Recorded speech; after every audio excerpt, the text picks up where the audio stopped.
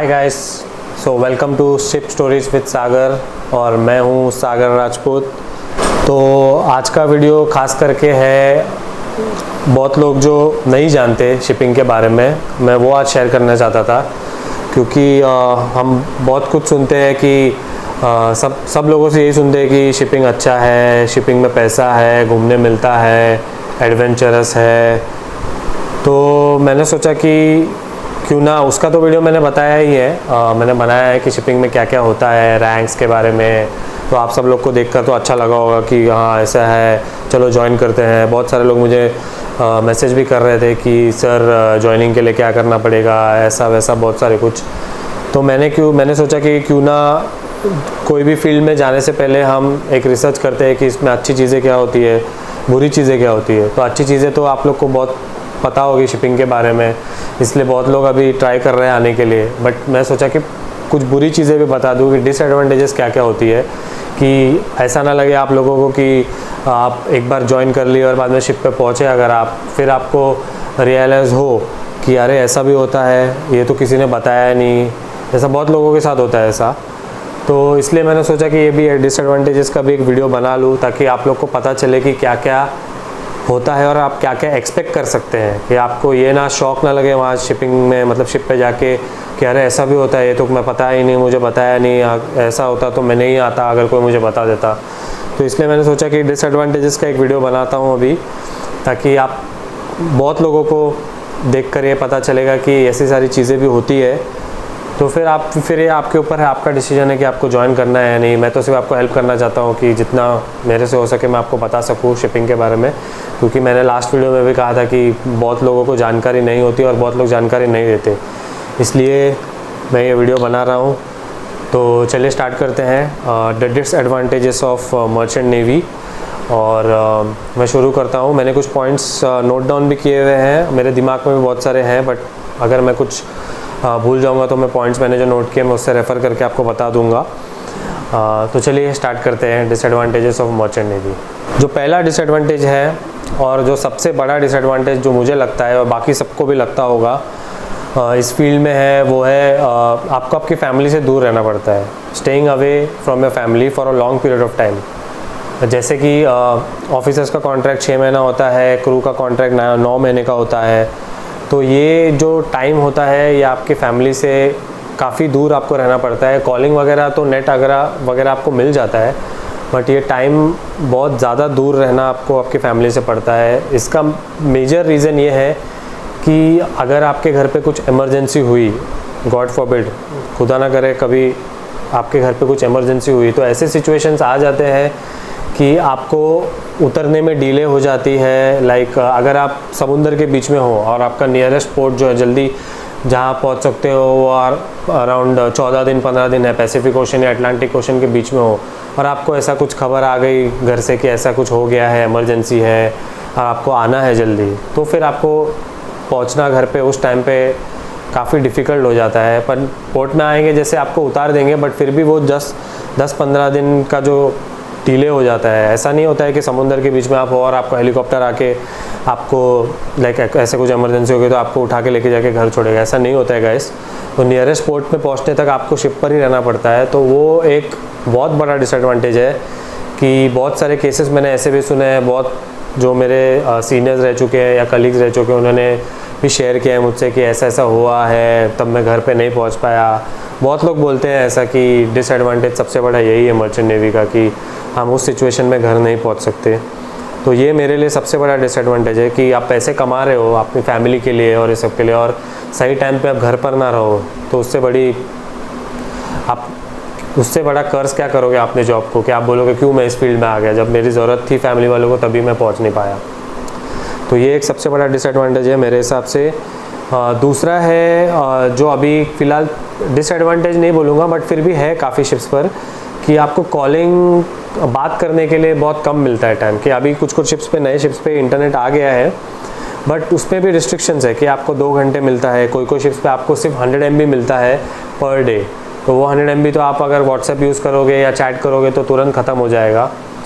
तो वो कॉलिंग का है। कुछ शिप्स पे ऐसा भी है जिस पे नेट नहीं है, तो आपको सिर्फ कॉलिंग मिलता है। कॉलिंग कार्ड होता है अराउंड $42 का, जिसमें आपको सिर्फ 1 ही घंटा मिलता है। तो मैं भी जब कैडेट था तब मैंने हमारे वो टाइम में इंटरनेट नहीं था, तो मैंने भी वो कार्ड यूज़ किया है। तो उसमें हम सिर्फ हफ्ते में एक बार घर पे कॉल करके बोलते थे कि सब कुछ ठीक ठाक है, हम यहाँ हैं, हम अगले पोर्ट पे पहुँच रहे, बस 5-10 मिनट यूज़ किया, बाद में ख़त्म। क्योंकि $42 बहुत ज़्यादा प्राइस होता है, उसमें सिर्फ आपको 60 मिनट मिलते हैं। तो ये एक दूसरा डिसएडवांटेज है कि आपको कॉलिंग वगैरह करने का रिस्ट्रिक्शंस बहुत ज़्यादा है। ऐसा नहीं आपको खुला मिलेगा बट रिस्ट्रिक्शन ज़्यादा है। जैसा आप सोचते हो कि नहीं मुझे मिल जाएगा नेट, वैसा नहीं है। वैसा आप मत सोचिए कि मेरे को 24 घंटे नेट मिलेगा शिप पे काम करने के बाद मैं यूज़ कर पाऊँगा, ऐसा नहीं है। तो ये एक सेकेंड डिसएडवांटेज है। थर्ड डिसएडवांटेज ये है कि आप जब इनिशियली ज्वाइन करोगे, जैसे कैडेट में ज्वाइन करोगे या क्रू में आप ट्रेनी ओएस में ज्वाइन करते हो या इंजीनियर में आप ट्रेनी टीएमई में ज्वाइन करते हो, तो आपको इनिशियली बहुत ज़्यादा मेहनत करनी पड़ेगी। बहुत ज़्यादा मतलब बहुत ज़्यादा, क्योंकि आपको सीखना भी पड़ेगा प्लस आपको फिज़िकल वर्क भी ज़्यादा होगा, तो वो बैलेंस करना आपको थोड़ा मुश्किल हो जाएगा।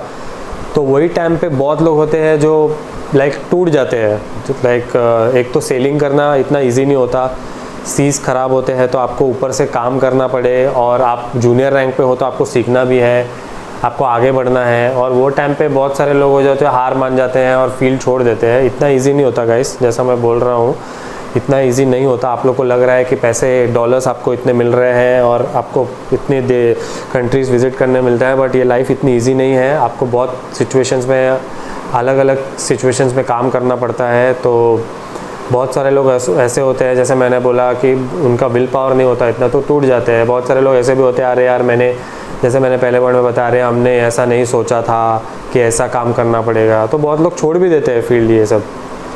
तो इनिशियल स्टेजेस में आपको बहुत ज़्यादा हार्डवर्क करना पड़ेगा। अगर आपके पास वो इंटरनल स्ट्रेंथ नहीं है, वो पेशेंस नहीं है और वो हार्डवर्क करने की आप में क्षमता नहीं है, तो आप के लिए तो ये बहुत बड़ा डिसएडवांटेज है।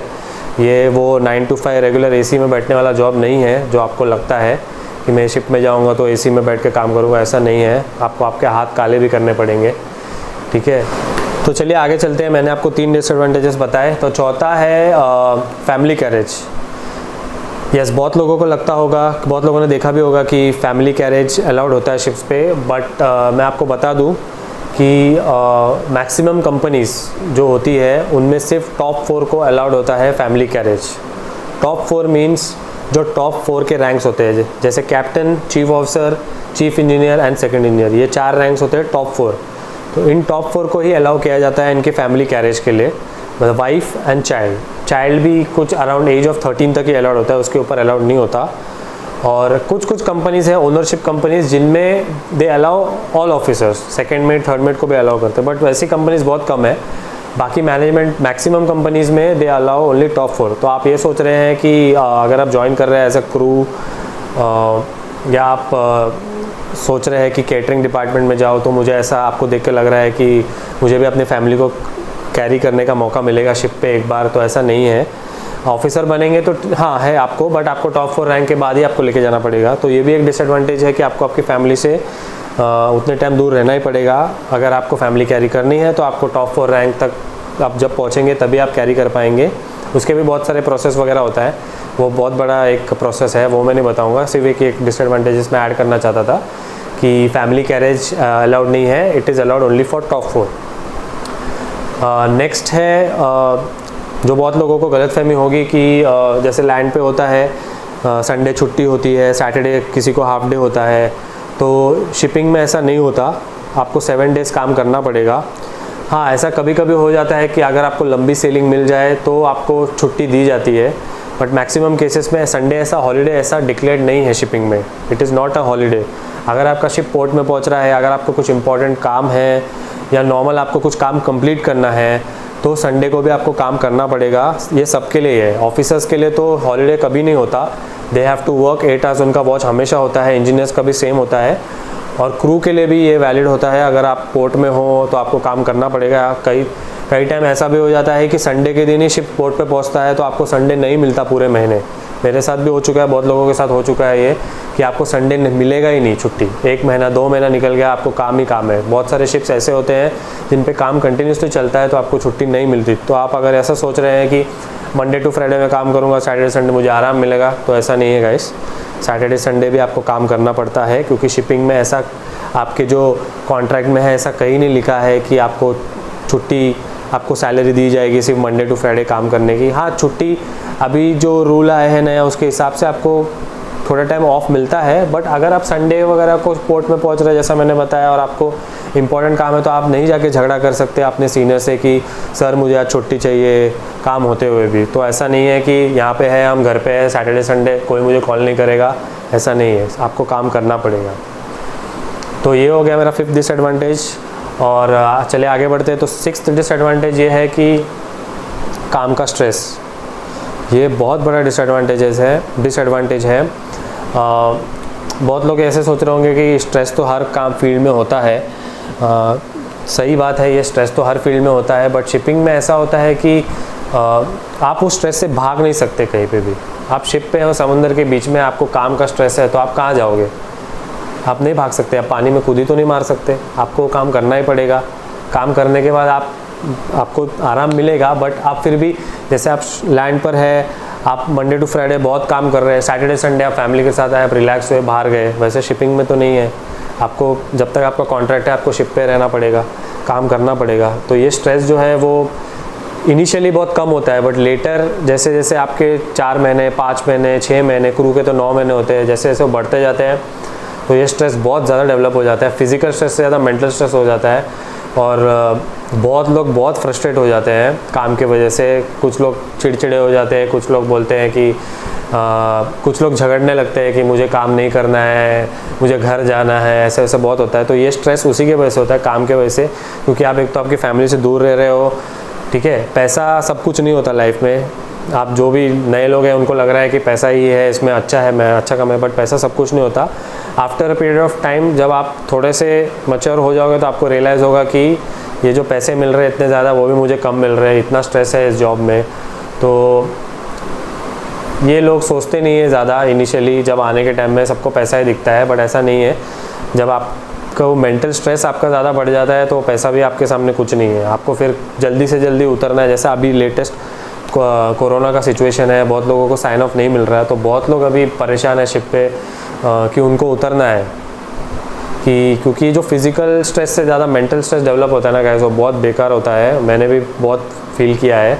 तो ये काम का स्ट्रेस जो है, और ख़ास करके आपको जब बाहर जाने नहीं मिले उसी एनवायरनमेंट में आपको उन्हीं 20-22 लोगों के साथ रहना है तो बहुत डिफ़िकल्ट हो जाता है। चलिए गाइस आगे बढ़ते हैं अगले डिसएडवांटेज की तरफ एक्चुअली। तो नेक्स्ट डिसएडवांटेज ये है कि जो कि हमेशा होता है बैड वेदर।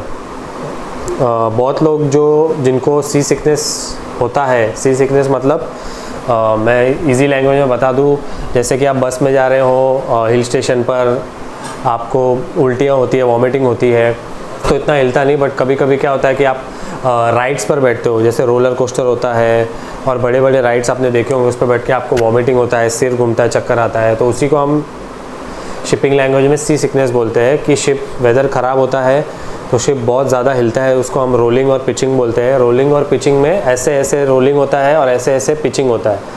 तो रोलिंग और पिचिंग में बहुत सारे लोगों को सी सिकनेस होता है, मतलब आपको उल्टियाँ आती है, आपको सिर आपका घूमने लगता है, आप काम नहीं कर सकते, आप कॉन्सेंट्रेट नहीं कर सकते। और ये मैक्सिमम टाइम आपको हर एक वॉयज में मिलता ही है, क्योंकि बहुत सारे जो ओशंस है, जैसे आपने देखा कि साइक्लोन्स आते हैं, ये सब कॉमन होता है ओशंस में। तो इसके वजह से शिप जो होता है वो रोल करता है, पिच करता है, तो आपको उसी एटमॉस्फेयर में आपको काम करना पड़ता है। आप ऐसे नहीं कि आप उसमें भी छुट्टी ले सकते हैं। हाँ, आपको अगर ज़्यादा हो रहा है तो आप बोल सकते हो, बट आप कितने दिन तक ऐसा करोगे, आपको काम तो करना ही पड़ेगा। तो ये बैड वेदर एक बहुत बड़ा डिसएडवांटेज है, क्योंकि जिन लोगों को बहुत ज़्यादा फील होता है तो उनके लिए मैं ये खास करके मैं बताना चाहूँगा कि आप सोच लीजिए कि आपको क्या करना है, क्योंकि बहुत सिचुएशन ख़राब होती है, आपको सोने नहीं मिलता। मेनली तो आपको सोने नहीं मिलेगा, आपको खाने नहीं मिलेगा बराबर से। आप काम करके जाओगे 8 घंटा 10 घंटा और उसके बाद आपको खाना सोना है, वही आपको नहीं मिलेगा। आप सोते वक्त भी ऐसे ऐसे हिलते रहोगे, तो फिर आपको काम करने के लिए वापस जाना है 8 घंटे बाद, तो आप कैसे कॉन्सेंट्रेट कर पाओगे? तो आपकी तबीयत भी ख़राब हो जाती है, बहुत सारी चीज़ें हैं इसमें। तो ये भी एक बहुत बड़ा डिसएडवांटेज है बैड वेदर का। उसके बाद नेक्स्ट डिसएडवांटेज ये है कि जैसे कि बहुत लोगों को पता भी होगा कि ऑफिसर्स में जो रैंक आप ऊपर जाते हो, एक रैंक से दूसरे रैंक, तो आपको ऐसे डायरेक्ट प्रमोशन नहीं मिलता, आपको उसके लिए एग्ज़ाम्स देना पड़ता है। जैसे डेस्क साइड के लिए आपको एक पर्टिकुलर, जैसे आप कैडेट के बाद थर्ड ऑफिसर बनते हो, थर्ड ऑफिसर के बाद सेकंड ऑफिसर, चीफ ऑफिसर, तो एक एक रैंक के बाद एक एग्ज़ाम देना पड़ता है आपको, गवर्नमेंट का एग्ज़ाम, रिटर्न ओरल दोनों देना पड़ता है। और फिर कंपनी के भी कुछ कुछ रूल्स होते हैं जो आपको कंप्लीट करने पड़ते हैं, कुछ प्रोग्राम्स होते हैं आपको कंप्लीट करने पड़ते हैं, वो आपको इंटरव्यू के लिए बुलाएंगे हायर रैंक प्रमोशन के लिए। ऐसे ही नहीं कि आपके इतने सी टाइम हो गया, आपको लग रहा है कि हाँ अभी आपको प्रमोट करके थर्ड मेट से सेकंड मेट बना देंगे या सेकंड मेट से चीफ ऑफिसर बना देंगे, ऐसा नहीं होता। आपको एग्ज़ाम देना पड़ता है, आपको क्वालिफाइड होना पड़ता है, कॉम्पिटेंट होना पड़ता है, तब जाके आपको प्रमोशन मिलता है। वैसे ही इंजन साइड में भी वैसे ही होता है, क्रू साइड में नहीं होता एग्ज़ाम देना, बट क्रू साइड में ये ज़रूर होता है कि आपके रिपोर्ट्स पे बहुत डिपेंड करता है, आप शिप पर कैसे काम कर रहे हैं और आपके रिपोर्ट कैप्टन के थ्रू कैसे कंपनी में जा रहे हैं कि हाँ ये बंदा शिप पर अच्छे से काम कर रहा है, ये डिसिप्लिन है, ये हार्ड वर्किंग है, वो सब बहुत मैटर करता है। तो आप ये मत सोचिए कि आपको इतना टाइम हो गया, आपको 2 साल बाद प्रमोशन मिल जाएगा, आपको 3 साल बाद प्रमोशन मिल जाएगा, ऐसा नहीं है। बहुत लोग जो डिसिप्लिन नहीं है, बहुत लोग जिन्होंने एग्ज़ाम क्लियर नहीं किया है, वो अभी भी छोटे रैंक पर ही है, उनको प्रमोशन नहीं मिला है, क्योंकि ये रिक्वायरमेंट है और आपको एग्ज़ाम्स क्लियर करना पड़ेगा। साथ ही में आपको ऑनबोर्ड आपका जो डिसिप्लिन है और जो आपका हार्ड वर्किंग जो कल्चर है, नेचर है, वो आपको डेवलप करते रहना पड़ेगा। ऐसा नहीं कि आप बिना काम करे बैठे और आपको लग रहा है कि आपका जो रिपोर्ट जाता है, अप्रेजल जाता है, वो इम्पोर्टेंट है बहुत, तो उसी पे डिसाइड होता है कि आपको प्रमोट किया जाए या ना जाए, या आपको हायर रैंक का प्रमोशन दिया ना जाए। तो ये बहुत इंपॉर्टेंट है। और एक डिसएडवांटेज भी है कि जो लोग एकदम गुस्से में रहते हैं, जो लोग को लगता है कि नहीं ऐसा नहीं है, मैं ऐसा काम करूँगा, कुछ लोग ऐसे होते हैं जो काम बराबर करते हैं बट उनका नेचर थोड़ा अलग होता है, तो उनके लिए भी एक थोड़ा सा हल्का सा डिसएडवांटेज है कि आप काम करिए, साथ में आप थोड़ा डिसिप्लिन भी रहिए, आप थोड़ा सा क्या बोलते हैं उसे, सोशल भी रहिए, सोशली आप थोड़े से इन्वॉल्व रहिए लोगों के साथ, थोड़ा नेचर अपना अच्छा रखिए। ऐसा नहीं झगड़ा, काम कर रहे हो और झगड़ा भी कर रहे हो, उससे कुछ नहीं होगा। तो इन दी एंड वो एक बहुत बड़ा इंपॉर्टेंट फैक्टर है। तो काफ़ी डिसएडवांटेजेस हो गए गाइस, और आगे बढ़ते हैं। और भी है बहुत सारे, आप लोग सब देख के सोच रहे होंगे इतने सारे डिसएडवांटेजेस है, बाप रे। तो हाँ, बहुत सारे डिसएडवांटेजेस होते हैं, हर फील्ड में होते हैं, बट मैं ज़्यादातर आपको बताना, मेरे शायद ऐसा भी हो सकता है कि मेरे से बहुत सारी चीज़ें छूट भी जाए, बट जितना मुझे याद है उतना मैं आपसे शेयर करना चाहता था, इसलिए मैंने आपको जैसे बताया, मैं वीडियो बना के आपको बताना चाहता था। तो आगे बढ़ते हैं और डिसएडवांटेजेस पर। तो नेक्स्ट डिसएडवांटेज ये है कि अगर आप शिप पर हो, आपका कॉन्ट्रैक्ट 6 महीने का है, आपका कॉन्ट्रैक्ट 9 महीने का है, तो अगर आपको ऐसा लगता है कि मुझे काम नहीं करना, और समझिए आपके 3 महीने हो गए, आपको लग रहा है कि मुझे काम नहीं करना, मुझे उतरना है और मैं इजीली उतर जाऊंगा शिप से, तो ऐसा नहीं होता गाइस। पहले बात तो आपको अगर आपके कॉन्ट्रैक्ट पीरियड से पहले उतरना है तो आपको उसका रीज़न देना पड़ता है, आपको एक लेटर देना पड़ता है कंपनी को कि क्या रीज़न है आपका उतरने का। आप ऐसा नहीं लिख सकते उसके मेरे काम में मन नहीं कर रहा और मुझे उतरना है, ऐसा वैसा। तो उसका मैं आपको एक ये बताता हूँ, डिसएडवांटेज ही है वो एक तरह से, कि आप शोर पे जॉब कर रहे हैं, आपको ऑफिस नहीं जाना, तो आप कुछ बहाना बना देते कि मेरी तबीयत ठीक नहीं है, या कुछ भी रीज़न बना देते हैं आपका हॉलीडे का, आपके इतने हॉलीडेज़ होते हैं। पर शिप पर अगर आपको ऐसा शिप से उतरना है तो आपको रीज़न देना पड़ेगा, जैसे मैंने बताया। और अगर आप कॉन्ट्रैक्ट पीरियड से पहले उतर रहे हो, ठीक है, तो आपको अपने जो साइन ऑफ का खर्चा है, जो आपके घर जाने का खर्चा है, जाने वाले का और आने वाले का, आपको वो दोनों पे करना पड़ेगा। कंपनी ये जो लॉस है, क्योंकि आपके कॉन्ट्रैक्ट से पहले आप उतर रहे हो, तो ऑब्वियसली कंपनी को लॉस होगा, क्योंकि कंपनी को एक आपके जगह पे कोई नया आदमी भेजना पड़ेगा। तो वो जो लॉस है वो कंपनी आपसे वसूलेगी एक तरह से। तो कंपनी आपको साइन ऑफ देगी, but company will clearly state that कि जो भी एक्सपेंसेस है आपके साइन ऑफ के, जाने वाले के, जो जा रहा है, जैसे मैं साइन ऑफ कर रहा हूँ 3 महीने में, तो मेरे जाने के, और जो आने वाला है उसका 1 वे, वो फेयर आपकी सैलरी में से कट होगा।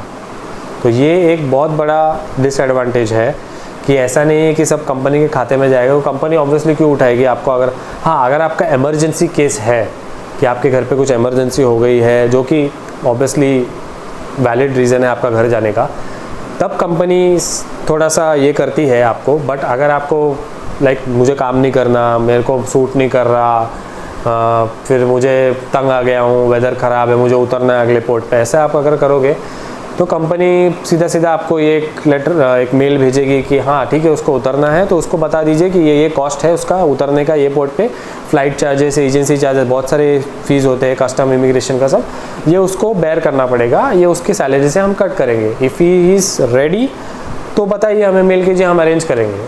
तो ये बहुत बड़ा डिसएडवांटेज है, क्योंकि अगर आप इंडिया में साइन ऑफ कर रहे हो तो कॉस्ट, अभी मैं आपको कॉस्ट नहीं बताऊंगा, बट बहुत पैसा लगता है। अगर आप फ़ॉरेन में साइन ऑफ करते हो तो आपको पता ही होगा कि टिकट के जो कॉस्ट होते हैं फ़्लाइट्स के, वो कितने ज़्यादा होते हैं, प्लस आपको एजेंसी चार्जेस और ये सब कॉस्ट, आपकी पूरी सैलरी ख़त्म हो जाएगी 1 महीने 2 महीने की उसमें।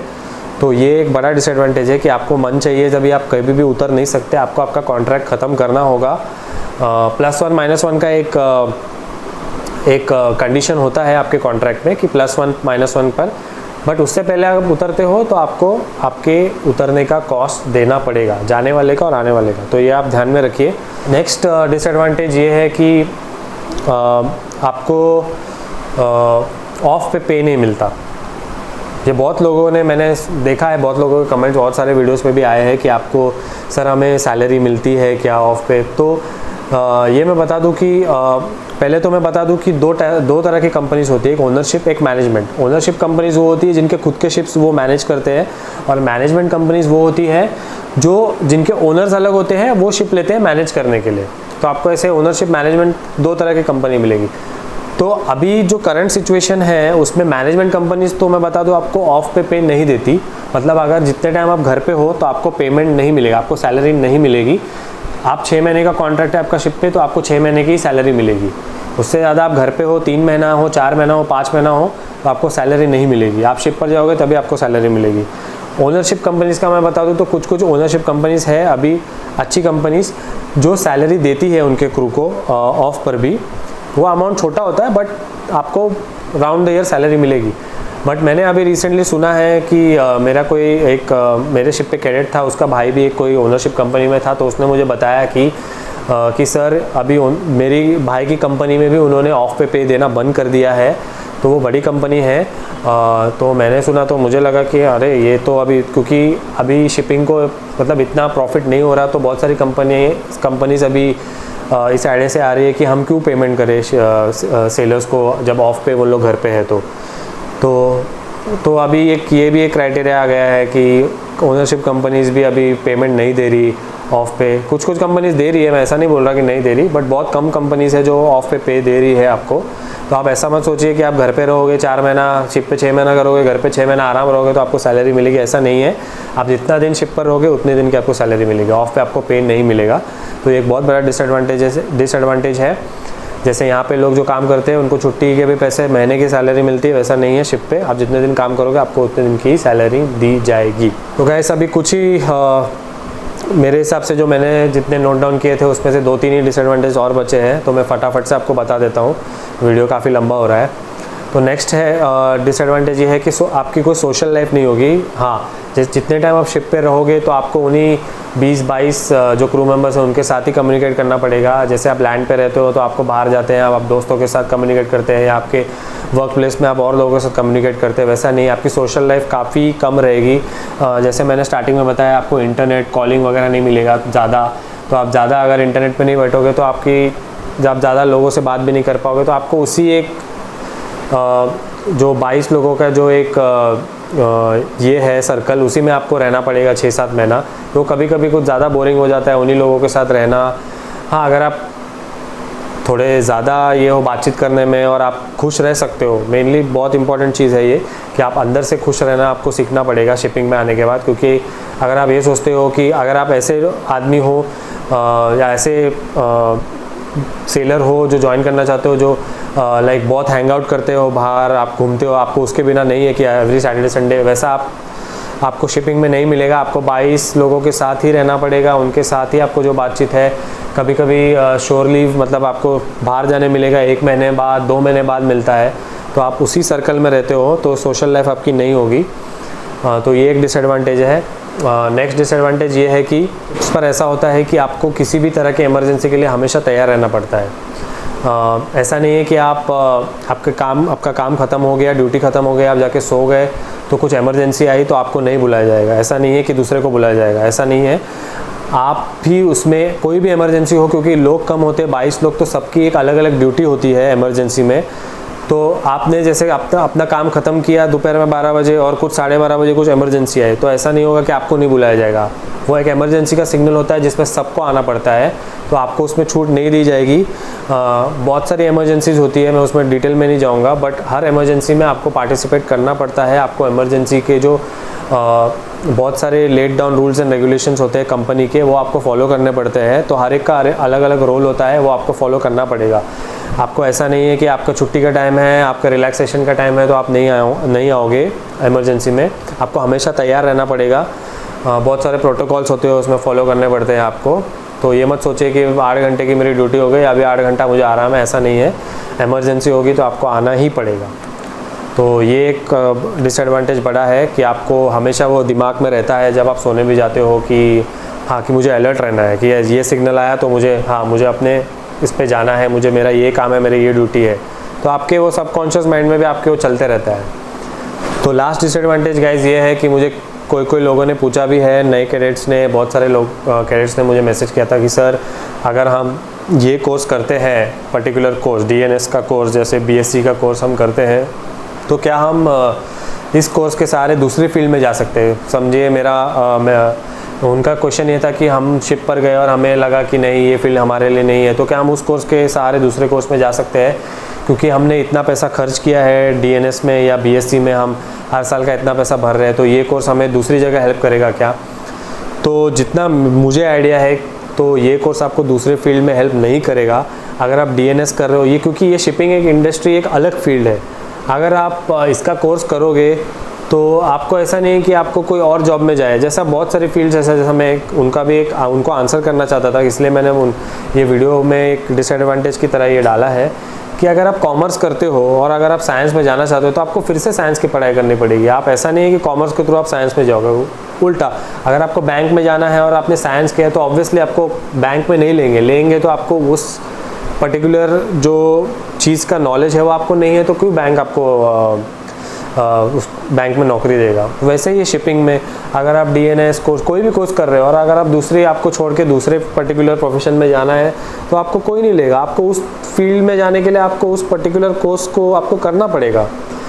तो ये एक बड़ा डिसएडवांटेज है। और मैं ये कहना चाहता हूँ बहुत कैडेट्स लोगों से, बहुत TMEs जो भी जाना चाहते हैं इस फील्ड में, कि आप इस फील्ड में जा रहे हैं तो आप एक तो पहले पूरा रिसर्च कीजिए कि आपको कैसे कि क्या क्या होता है इसमें, क्या काम करना पड़ता है, क्या क्या सिचुएशंस आते हैं। जैसे मैंने डिसएडवांटेजेस बताया, या आप गूगल पे सर्च करना चाहते हैं, बहुत सारी चीज़ें हैं। तो ये सब देखिए, समझिए, घर पे बात कीजिए अपने, और अपना माइंडसेट जो है पहला वो क्लियर रखिए कि ये मैं अगर शिप पे जाऊंगा तो मुझे ये सब काम करना पड़ेगा। ऐसा नहीं आप सोच के जाओगे कि उधर आराम मिलेगा, मुझे पैसे मिल रहे हैं बस, ऐसा नहीं है। सोच समझ के फिर ही एडमिशन लीजिए।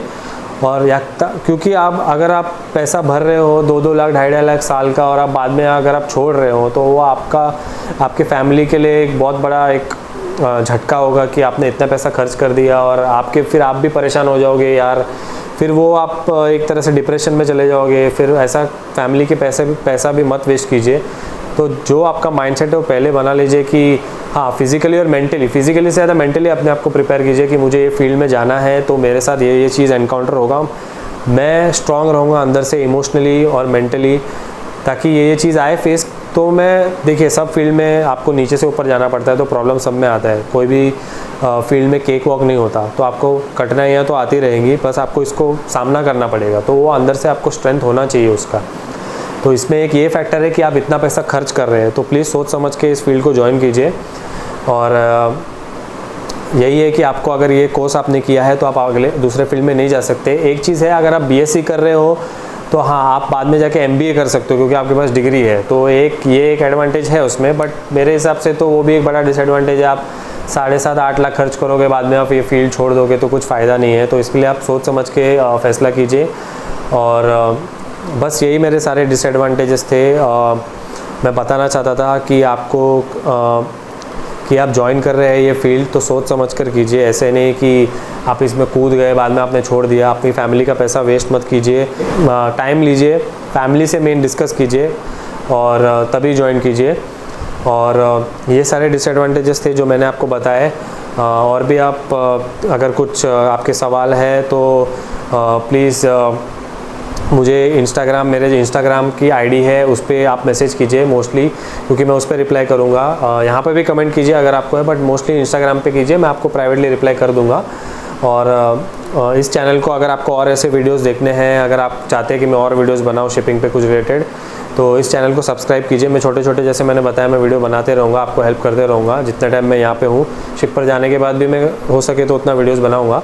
बट वीडियोस आपको अगर और देखने हैं तो इस चैनल को सब्सक्राइब कीजिए, पू फॉरएवर को। और इस वीडियो को लाइक कीजिए आपको वीडियो पसंद आया हो, और कमेंट कीजिए। और जैसे मैंने बताया, अगर आपको कुछ क्वेश्चंस है तो इंस्टाग्राम आईडी पे मेरे मैसेज कीजिए। और आपको अगले वीडियो में मिलता हूँ मैं। घर पे रहिए, सेफ़ रहिए। Bye bye, thank you.